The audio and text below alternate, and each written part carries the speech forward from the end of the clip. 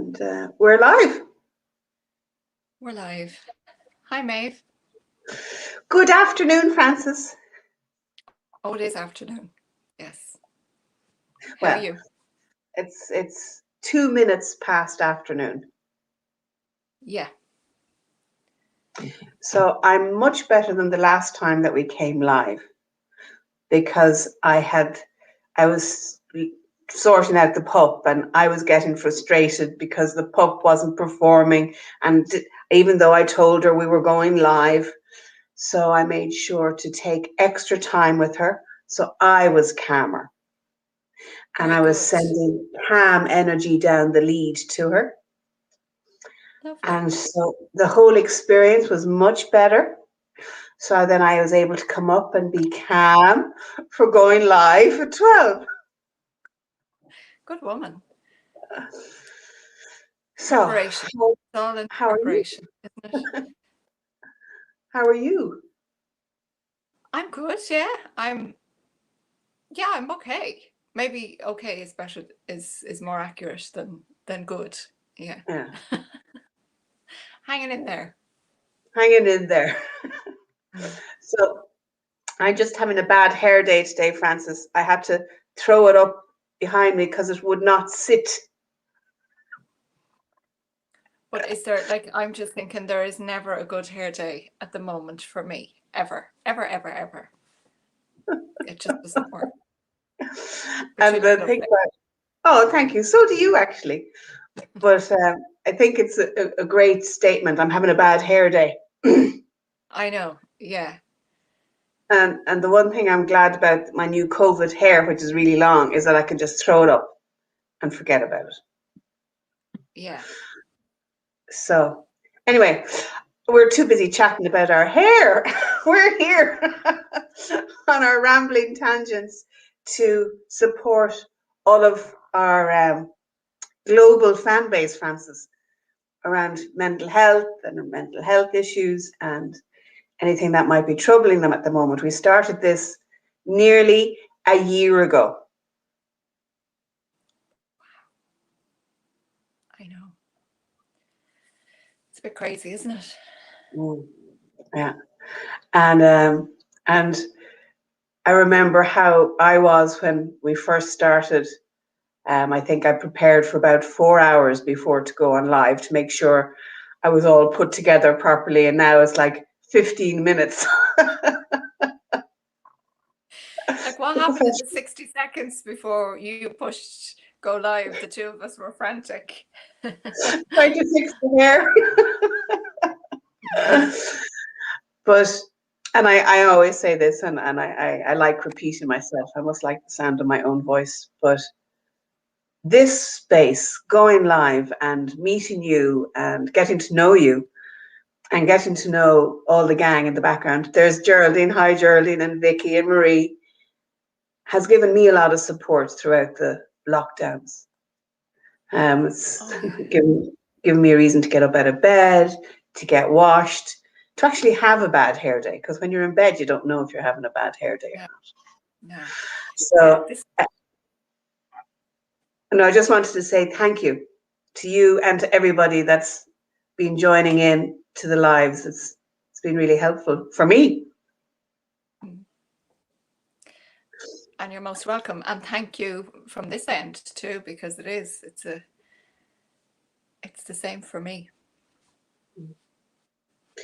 So I see Geraldine there, one of the originals from last year, and Vicky and Annie. You're all very welcome today to our live show. And everybody else is in the background. We've got loads of people sending us hearts and thumbs up, Frances. See, I can see all this, but you can. And all the people in the background. So this is a place for you guys. This is a place where myself and Frances will ramble about any issues that you might have around mental health. So I'm wondering how you all are today. And are you having a bad hair day today, like myself and Frances are? And then how does that bad hair day manifest for you? Is it just part of something? And how can we change a bad hair day into into an okay hair day. Yeah. And Lisa has joined us. Hi, Lisa. How are you? Lisa was great last night. It was 2 weeks now, is it, Francis? 2 weeks. She Yep. weeks ago. She had great questions for us. I hope you're doing better today, Lisa. And Geraldine and Marie and Vicky and Annie, you're all welcome. You're all very welcome. So, Francis, have you anything that you'd like to share with us or talk about today? Well, before I say anything, I just have to acknowledge the glasses, because when I look at them now, and I think back to when I went a whole live without noticing your glasses. But I see them now and it makes me smile. Yeah. Yeah, it is. It's something that makes me smile, and I love it. I loved it when we could meet people, and you could see them looking at you, and you could Yeah. see them trying to figure out, not What quite is sure what was going on. Does anybody else notice what my glasses might be doing to them and their senses at the minute? Yeah, I won't say anything in case people are trying to figure out. So, I suppose following on from our last live, and Lisa was talking about, her issue, and we talk about trauma a lot here, and sometimes when people hear that word trauma, they think, okay, well, what does it look like? What does it feel like? What does it mean in ordinary day-to-day life? And I suppose it's really the response. Each individual, we all have a trauma response. So that's where we see it. It doesn't necessarily, it becomes less about the event and more about the lived or the experienced response that each of us have. And I just saw a lovely thing yesterday. It was posted, and it just gave examples of different trauma responses. And when we talk about the trauma response, we're talking about the fight or flight. That's, I think, what were the original fight or flight. Then in came freeze. And now there's a new one, fawn. yeah. I don't know if you've heard of that one. But I don't know if it would be useful for us to maybe just talk a little bit about the different responses. So just people can maybe identify or recognize those kind of behaviors in their lives. I know I certainly recognize it. Yeah. And I'm not sure if you agree with this, Francis, that we can actually have little bits of them all. Oh, for sure. Our response can be layered, and we can, sometimes we're not just all of fight. Sometimes we've got a bit of flight. Sometimes we're not all freeze. Yeah. Or all fawn, but we're a little bit of. Yeah. For sure. So just to say that Lisa said, yes, thank you both. That really helped her very much the last time. You're very welcome. And Lisa spotted the glasses, and one round, one square. So I have the little picture that you sent me, but I'm not sure how to post it while we're live. Yeah. God, I know there's fancy things that you can do, and you can share the screen, but I don't know whether that's whether we're able to do this on StreamYard. I don't know, but we could post it afterwards. But yes. I mean, the only thing that you could do is put it right up to your camera and see, does it yeah. So actually that's quite clear. Okay, I'll hold this. Oh no, that would be really a difficult thing for you to do, to hold it all the time. So what I might do is just to go through them, I suppose. So the flight, they have flight first. Yeah. So we might recognize the flight response. Sorry. Oh, was that me? No, that wasn't my echo, was it? Well, it was. I tried to go live. I tried to add the picture to our live stream, but what happened was it started talking to me. So apologies. Okay. I won't do that. We won't try that one. So the flight response. So a workaholic, somebody who is a workaholic, is probably expressing the flight response. An overthinker, anxiety, panic, OCD, difficulty sitting still, and perfectionist. So yeah. And actually I saw something this morning around anxiety, and I'll come back to that. Okay. And the fight, you know, you're looking at people with angry outbursts, controlling, the bully, yeah, narcissistic, and explosive behavior. And they might be quite, you know, we might easily recognize and identify those ones. I think maybe the freeze and the fawn they're a little more, I don't want to say subtle, because it's not that they're subtle, but they're a little bit more, yeah, I just think they're not as easily identified and recognizable. So the freeze is like difficulty making decisions, stuck, feeling stuck, dissociation, isolating, and numb. Do you know what comes into my head when you say all those ones? Yeah. It's almost like so many people have been describing this response connected with the pandemic and being locked down. Yeah, absolutely. Yeah. So the trauma response, what I've seen a lot of, including for myself from the pandemic, would be the freeze one. Yeah. I'm freezing. Yeah. Totally. Yeah. Yeah, totally. And then the fawn, like a people pleaser, lack of identity, no boundaries, overwhelmed, and codependent. What does fawn actually mean? This new trauma response?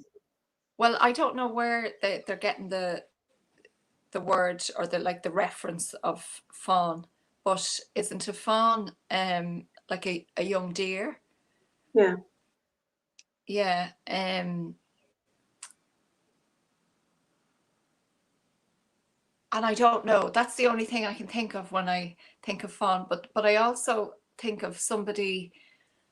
I don't know why I imagine somebody kind of not quite falling, but just disappearing almost. I don't know where I'm getting that from. Well, they have no boundaries. They've no identity. They're overwhelmed. It's almost like they melt into the background, really. Yeah. Yeah, I don't know what any of those. I know I'm just reading them out. People aren't able to look at them, but I don't know how they sound to people and if any of those things resonate.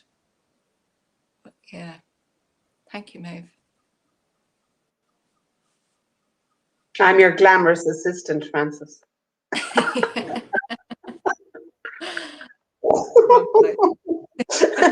So we'll post this list, and it's just interesting to see what responses we're in and how they can differ depending on the trauma we're perceiving.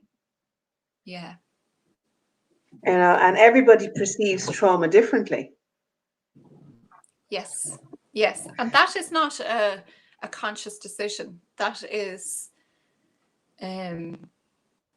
yeah, it's totally unconscious, you know. Yeah. We don't choose these responses on purpose. Yeah. And even there's different studies that have been done that say if there's 4 people in a car crash, each person experiences the event differently. Yes, yes, they do. And I watched a little clip this morning, and I might actually try and post it on the page because it's a very short clip, but it's Gabor Mate. I know we've talked about him here before, and somebody asks him, like, I don't know if you can hear Keane. Is Can that you the hear him? baby? Yeah. He sounds happy. I think he might have to come in and say hello. Oh, great.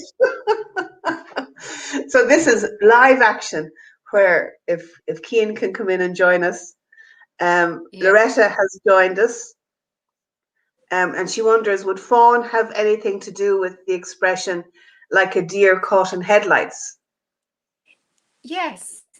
Yes. That could be it. All right. Oh, And we sorry, have honey. a special guest star.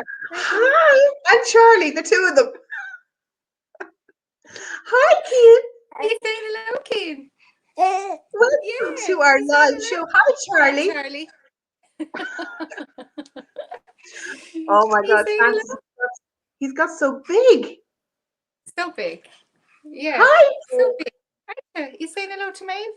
He's well used to Hi. the screen, of course, Is because he's a pandemic baby who's, not able to go and see people, that he Yeah. has to look at people on Hiya. the screen. Say Hiya. hi, Maeve. And Everybody. I'm getting smiles and everything. Hello. Hello. Yeah. Well, wouldn't he put a smile on your face every day? Hi, Yeah. Cian. Is he teething, Francis? He seems to be dribbling like mad. Yeah, there's a tooth has come up at the bottom, a big one. Already? Yeah. Yeah. I think he's been teething a long time. I think, that has taken a good while to come up. Yeah. He loves the text. Hello. I'm not getting the Hello. camera angle very well. Charlie's here and just wants to lick him from head to toe. Yeah. Charlie loves him. Charlie loves him. I'm going to hand it back to Hannah. Thank you, Hannah. Thanks, Hannah. Auntie Hannah doing a good job there. Yeah. Charlie's still. Aren't you, Charlie? Yeah, you stay with Mummy. Sinead has just put a question. Can you suggest a little distraction that might be helpful at the moment? But that was one. That was a helpful distraction. throw a baby and a doggy live. Yeah. No, but she was saying that when the feeling of overwhelm sets in, a lead weight is in her stomach. Focused breathing helps, but have you any extra tip to go with it? I'd say, and it's Sinead that has asked that question. Yeah. She's used the word focused reading, and it is about shifting the focus. So overwhelm is when we're in that place of distress. I'm being licked to death here. And we're trying to bring ourselves out of that part of the brain, and anything that we focus on and concentrate on will, that will help. So it might be something about, I don't know, being creative, like whether it's baking or going out in nature, or maybe if people play music or even listen to music or knit, or I don't know. I do my colouring in, Sinead. I'm famous for making cards and adult colouring books. And the science is that if you are focused on a creative activity, the brain cannot be in trauma. Well, so the theory makes sense, but I find it very calming. Yeah. it's a kind of mindfulness, so if you're in the moment, if you're completely present, then we can't really be in distress or can't be anxious. Yeah. I don't know if that helps, Sinead. I'm sorry, Loretta. Yes, like a deer caught in headlights.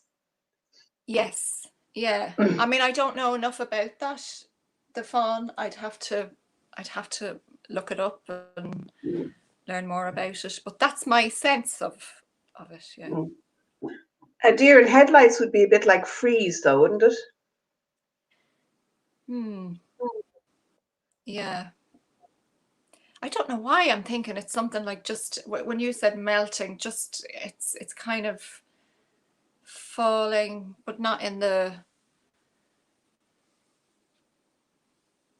usual kind. Yeah, I don't know. I'd have to look it up properly.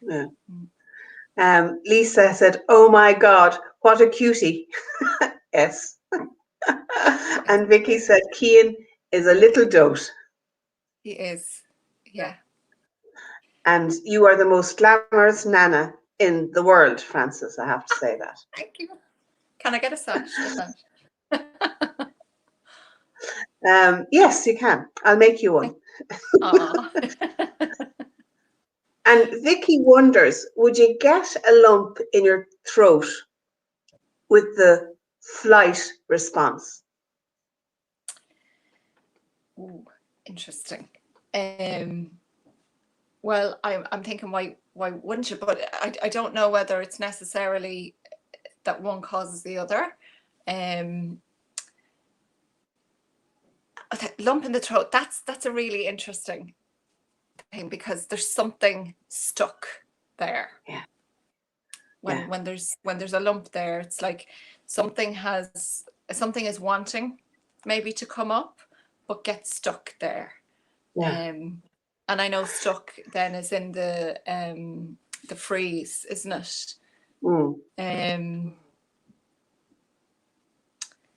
But that's not to say like it yeah, I think I'd be just curious and going down the road of what does that lump feel like? Yeah. And if that lump could speak, what might it say? Yeah.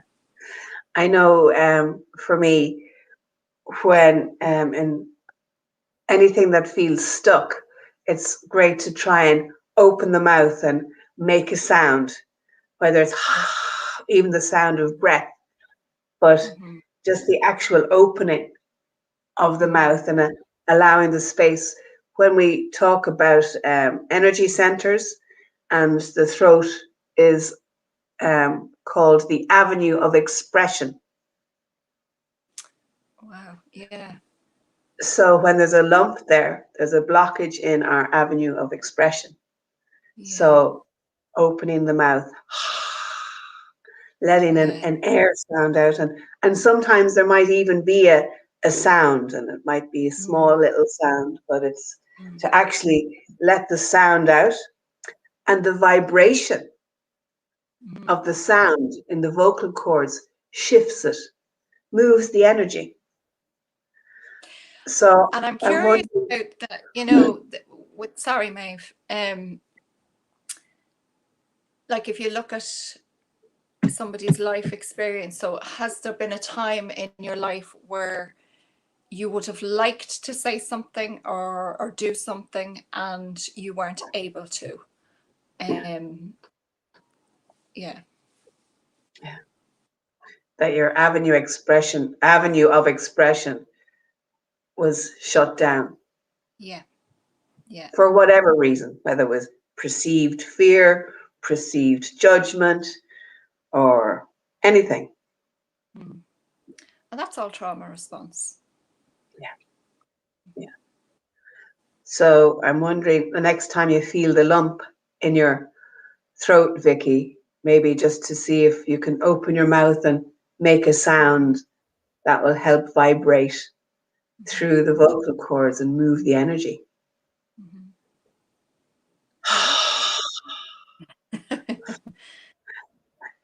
My favorite sound is the which is supposed to be the universal tone or sound.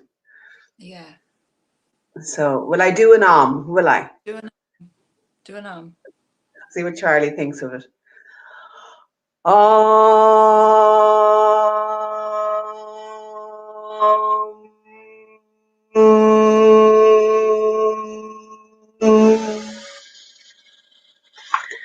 and that is supposed to be the universal sound. So by even doing a few of those OM, but a long O and a long M, you'll even feel your lips vibrating and your throat and your cheeks moves the energy. So what does Charlie think of my Well, his ears kind of moved. He's lying down now. I've soothed him with my You certainly have. Pardon? I said you certainly have. So I'm wondering if anybody else has any other questions. My favorite book at the moment, Frances, I thought I'd bring and share it with you all today. I got it for Christmas. Oh, I love his stuff. And this last week was Children's Mental Health Week. And Charlie was posting on Facebook pictures from his book that you could print out and Oh, color. really? Ah. Because some of them might be colored like that one there, and some of them aren't. Very good. That's lovely. So, yeah. So I'll put the link down below for that as well. And you can read the book just one page at a time. You know the way like we normally pull a deck of cards. What I've been doing is flicking through the book and just pulling out a thought for the day. Lovely. So he's demanding a lot of attention here. Charlie. And I'm reading another new book on Audible about attachment. Okay. So it's very interesting about attachment, and now new different theories coming up about attachment.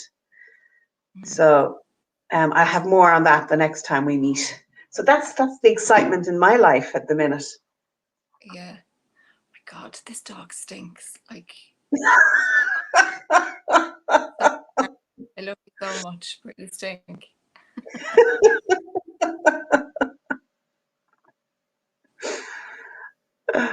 So I don't know whether anybody else has any more questions coming in there. It's gone quiet now, Frances. So we'll have to start rambling. We'll have to start rambling a bit. Well, I was talking about Gabor, and he was talking about anxiety. Somebody asked him, where does all anxiety originate in childhood? And he was saying yes. And when you mentioned attachment, and he says it's to do with attachment, that our trauma response is there for a reason, because if there's something that we fear, and as a child, before words, all we can do is cry to get our, the adults or the caregivers or the parents to get their attention, so they will come and make everything okay. And that's all very natural.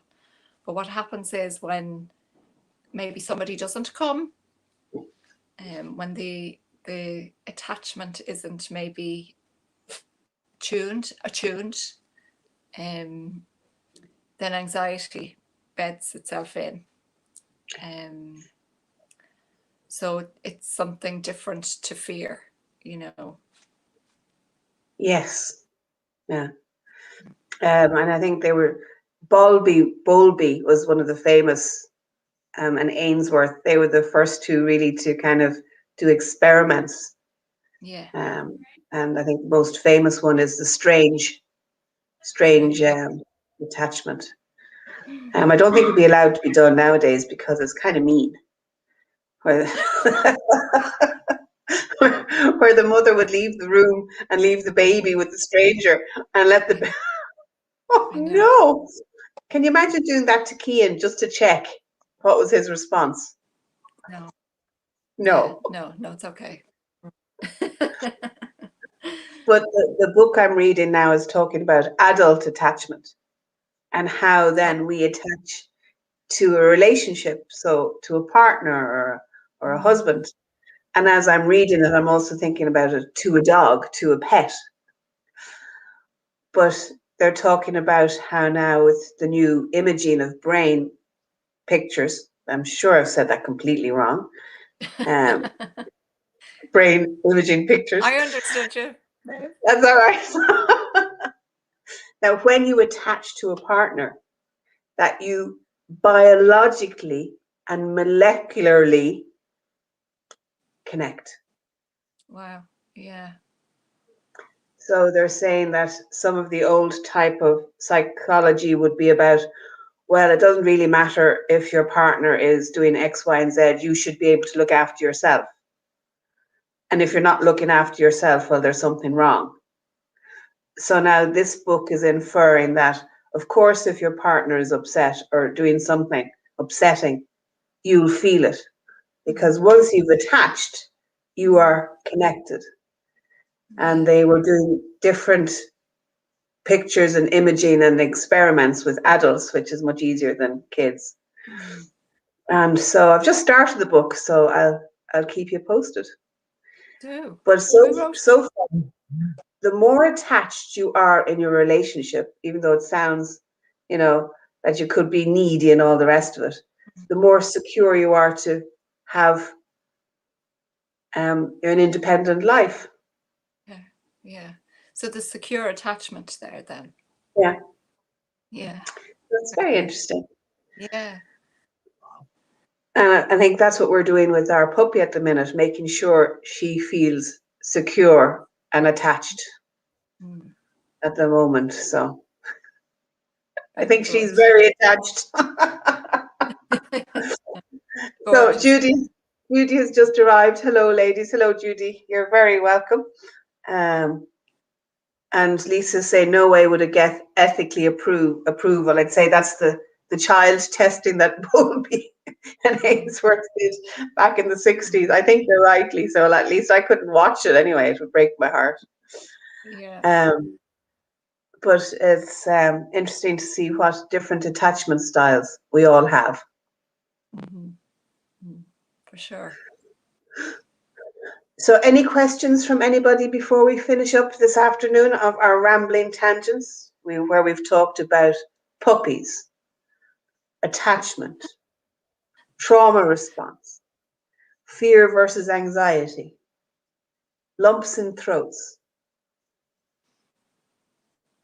distractions. What else have we talked about? Does that cover it all? Yeah, I think it does. That's a lovely sum up. That's a lot, isn't it? Oh, bad hair days. It's getting worse. I can see it. It's getting worse in front of my eyes. It looks lovely on screen anyway. Thank you. But It looks lovely on screen. And oh yeah, and the glasses. and the glasses. And we had a special guest arrival of Cian and Charlie. So a very full, fun-filled afternoon. So I'll post the trauma diagram and the connect and the link to Charlie Mackenzie's book Yeah, below. And will you put on the Gabor thingy? I will. Yeah, I'll post that up. Yeah. And just because our live is finishing up now, we're still available for questions. If you have questions that you didn't want to bring up live with us, we're available here in the background. If we don't get back to you straight away, we will get back to you so that we're here as a resource that we can answer as best as we can. So for thank sure. you, everybody, for joining us today in our live. Judy, sorry, says she'll have to watch the rewind. She missed the full live. We missed having you, Judy, Yeah. and we'll talk to you all soon. Thank you for joining us today.